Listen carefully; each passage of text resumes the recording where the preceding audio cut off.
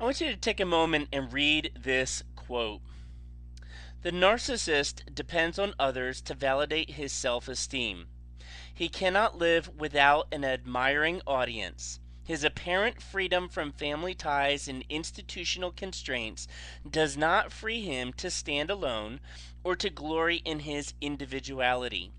On the contrary, it contributes to his insecurity, which he cannot overcome only by seeing his grandiose self reflected in the attention of others or by attaching himself to those who radiate celebrity, power, and charisma.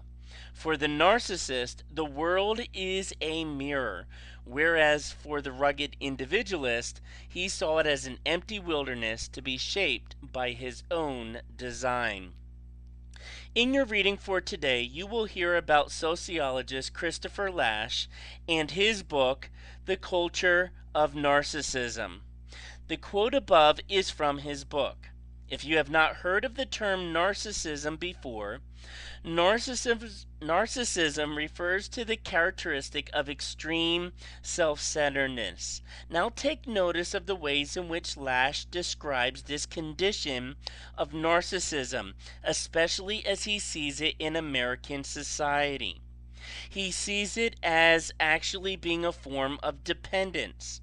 The person cannot live without an admiring audience. It rises from a sense of insecurity, where he finds security by seeing his grandiose self reflected in the attention of others, or by attaching himself to those who radiate celebrity, power, and charisma, that is, personality. In this sense, he describes the culture of narcissism, where people will see the world as a mirror, where everything is, where image is everything.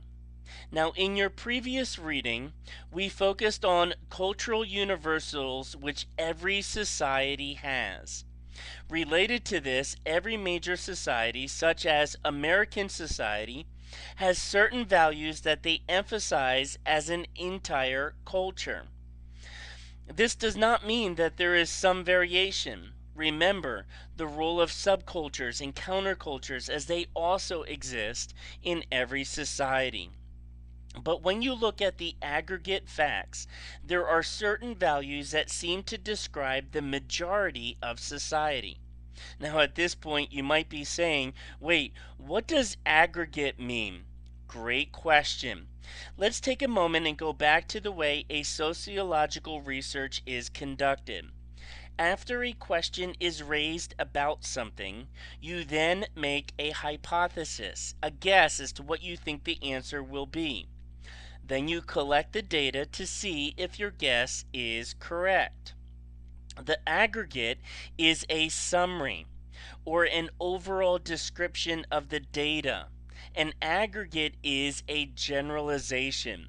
So in this section, you will be reading a summary of the aggregate trend of the values that the majority of people in American society hold.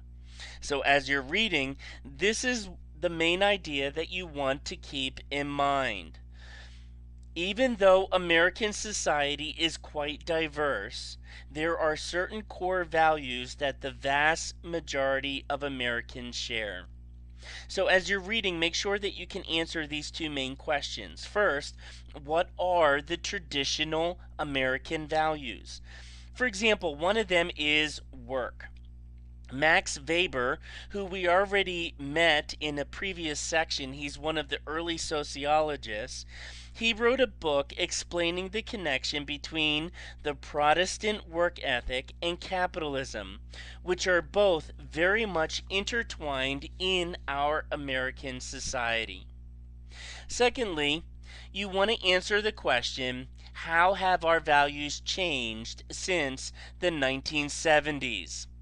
This is where the culture of narcissism comes in and how values and norms in American society are changing.